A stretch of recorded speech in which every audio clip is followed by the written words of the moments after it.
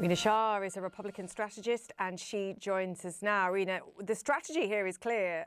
Kamala Harris and the campaign are going for Republicans that don't want to vote for Donald Trump, but have to make that decision to cross party lines and go for a Democrat. It's a bold strategy, also a painful strategy when you have a conversation about something that has been and is a hot button issue in this country, like the border. Well, good evening, Julia. I would say one thing that I am not surprised is by this much needed strategy.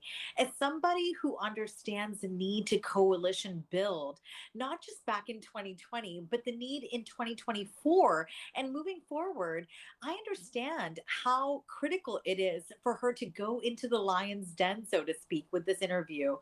Look, Fox News is obviously a conservative bastion where she could either swim or sink. And that is exactly the reaction we're already seeing in the aftermath. I would say people have been going exactly to where we thought they'd go to, which is partisan extremes. The left, people sympathetic with the left, people who are center left in this moment are taking at and attacking the interviewer, Brett Baer. They're saying, how could he act like this? But then you're seeing, of course, the MAGA far right types saying that Harris has really just sunk herself with this interview. She can do nothing right, is what they're saying. So again, beauty's in the eye of the beholder. Again, the success of this interviewer is in the ears of the beholder as well. But is this the right strategy? We know, and I understand you've got to find and try and get the people that aren't going to vote and try and get them to go to the polls. You also try and get, as we've said, the sort of Republican skeptics of Trump and try and get them to vote for you. But sort of getting peanutted about the border and not being able to answer questions, I just question whether that's the way to get Republican votes ultimately. Well, ultimately, those Republicans who are done with Donald Trump are the ones who were holding up that hope that she could say something that could be appealing to them. And actually, she has for many weeks and months now. And though this is a condensed race, she's been able to say to them, it's important that we put country over party. That's always been the message. When you appeal to those on the other side of the aisle, that is how she got Liz Cheney as well. But former Congresswoman Liz Cheney went a step further. She even talked about the tariffs that Trump would enact if he were back in office, being anti American. So I think what I'm hearing from Harris in all these weeks and months is that, again, that soft acceptance of her saying that I'm not him.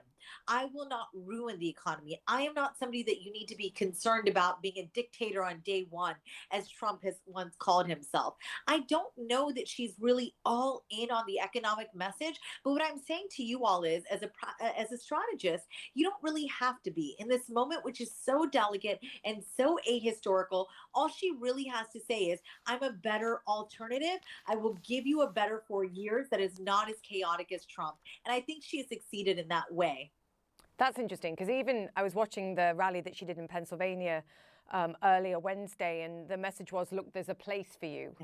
If you vote for me, there's a place for you, whatever your party affiliation at this moment. And she described the former president as unstable, unhinged, seeking unchecked power. She quoted General Milley saying that he's a fascist to the core. She's sort of taking the fight that the former president has shown now for many weeks, and rather than talking about the politics of joy, she's sort of trying to skewer the former president and saying, look, this is the alternative I present. Are you saying that's the best strategy now, and perhaps a little late, 3 weeks out? I think you bring up a great point, Julia, in that the strategy has changed, right? And when it changes, why does it change? It changes because you have to meet the moment. And that is what Americans want in their leadership. They want somebody that meets the moment, that understands the challenges that are presenting themselves today, perhaps not 5 years away, 4 years, I should say, because that's when we take a chance on somebody new. Every 4 to 8 years, we as Americans say, this is a referendum on the party in power. Now, with the polls being so close, with the sentiment being that Trump is still somebody so powerful, though he lost in 2020, the conventional wisdom becomes that you have to throw everything at the wall and see what sticks. And I see the Harris campaign doing that. I wasn't sure that she could do that, actually. A few weeks ago, I thought this is somebody that's going to ride the tide, is going to continue to repeat herself. But by going to non-friendly media, by, again, meeting the moment and doing something unconventional, she's showing that she can be flexible. She can be open to changes and perhaps even her leadership style. She has not divorced herself entirely from Biden and his time in the White House. She's even said on a popular American talk show, daytime talk show called The View, she's even said that she would not change anything from this time. Nothing came to mind. What would she change? Nothing came to mind. We'll see. We'll see. I'm looking forward.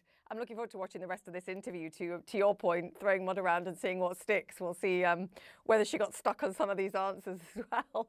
Rena, great to have you. Thank you, Rena Shah there. Thank you, Julia. All right. Take care.